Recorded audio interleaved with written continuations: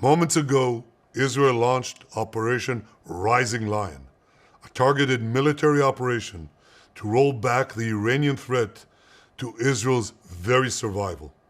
This operation will continue for as many days as it takes to remove this threat.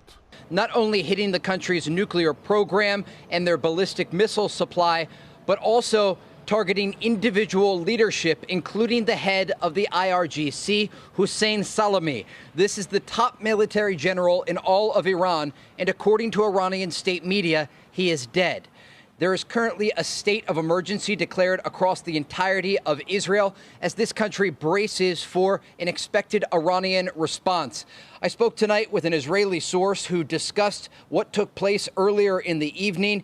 This source said Israel was able to surprise Iran. Israel managed to hit several targets in the heart of Tehran and to eliminate multiple senior Iranian regime leaders simultaneously in different spots. 이스라엘 공군이 14일 새벽 이란 핵시설 등을 타깃으로 공격을 감행했습니다.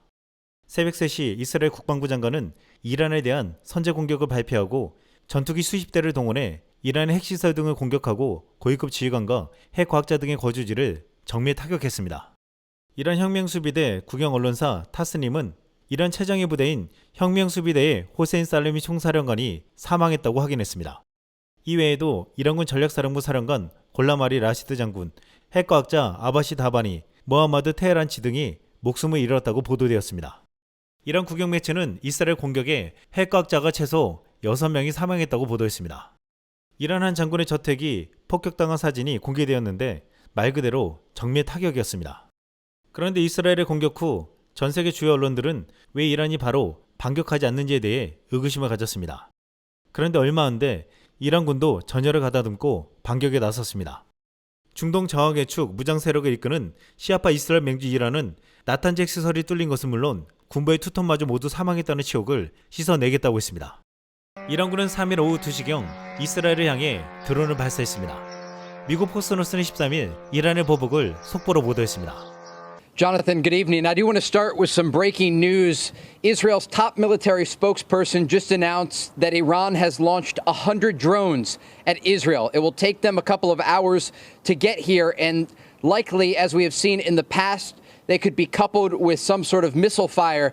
But this is the first part of what we expect to be a multi-pronged response from the Iranians following these Israeli strikes overnight that came in waves, targeting Iranian nuclear facilities, also top officials in Tehran, including nuclear scientists and the head of the IRGC.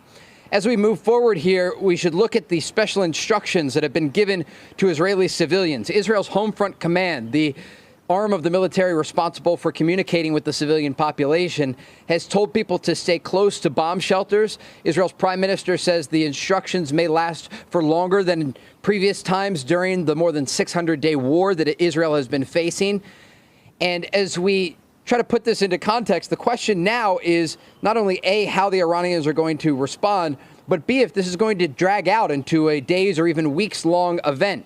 We heard tonight from President Trump speaking with Bret Baier, saying that he still hopes Iran will come back to the negotiating table, but everything is up in the air right now. 한 SNS에서는 이란군이 날린 드론이 비행하는 영상을 올리기도 했습니다. 드론이 이스라엘까지 도착하는데 시간이 걸릴 것이라고 했는데 이후 미사일까지 발사할 것이라고 했습니다. 지금 이스라엘과 이란의 전면전이 눈앞에 다가온 가운데 두 나라의 군사력 중 가장 차이가 나는 것은 방공망이라고 했습니다. 이번에 이란이 무참하게 당한 가장 큰 이유는 이란의 허술한 방공망을 꽂고 있습니다. 미국 매체 뉴스네이션에서 미 공군 중장 출신 리처드 니턴은 이번 공격을 분석하면서 이스라엘의 과거처럼 이란의 방공망, 지휘 통제권, 그리고 탄도미사일 능력을 어떻게 공격할 수 있는지를 분석했습니다. Lieutenant General Richard Newton standing by, U.S. Air Force retired, Glenn Ignazio, retired Air Force Special Operations Commander as well. General, start with you.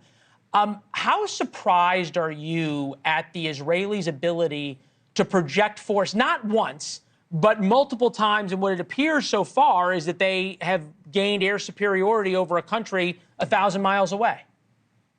Well, Leland, I'm not surprised at all. I've seen the Israeli Air Force in action, and I go back to, and we've been talking about this tonight. Go back to the counterattack that Israel conducted on October 26th. They did that in 3 waves, and we've heard tonight there's 1 wave, perhaps more to come.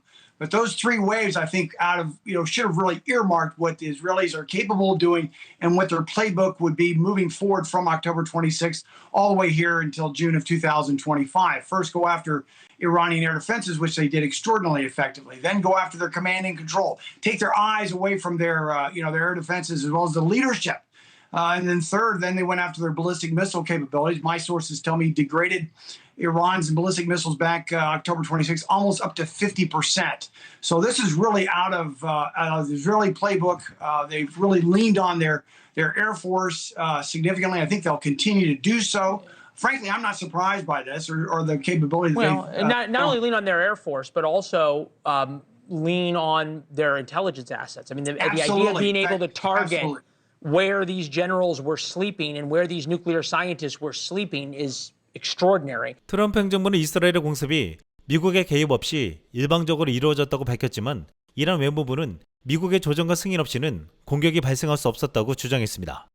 또한 이스라엘의 주요 지원국인 미국 역시 그 결과에 책임을 져야 한다고 덧붙였습니다. 결국 나중에 트럼프는 사전에 이스라엘의 공격을 알았다고 시인했습니다.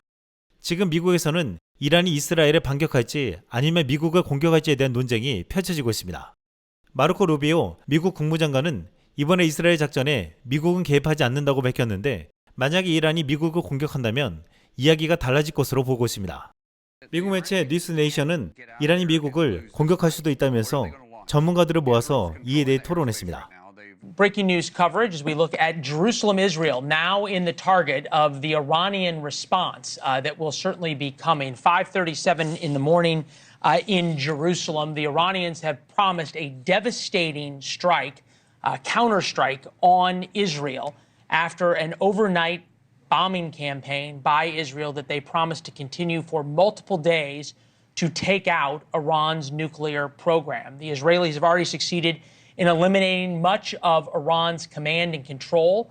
It does, but it also the Iranians can't get out there and lose this fight. What are they going to launch? Israel's controlling the airspace right now. They've obviously showed they can break through their air defense, and they're not worried about the ballistic missiles. We've heard Ted Cruz go out there a while ago, and he's rightfully so. They have a tremendous amount of arsenal of ballistic missiles, but at the same time, we have David Sling, we have the Iron Dome, and we have the Arrow missile defense that is setting in Israel, and ballistic missiles are the easiest ones for us to track. They're much easier to track than drones. They've also shot a tremendous amount of weaponry over the last 6 months that Israel and the others that control the airspace around Israel that the Iranians have to come through has decimated.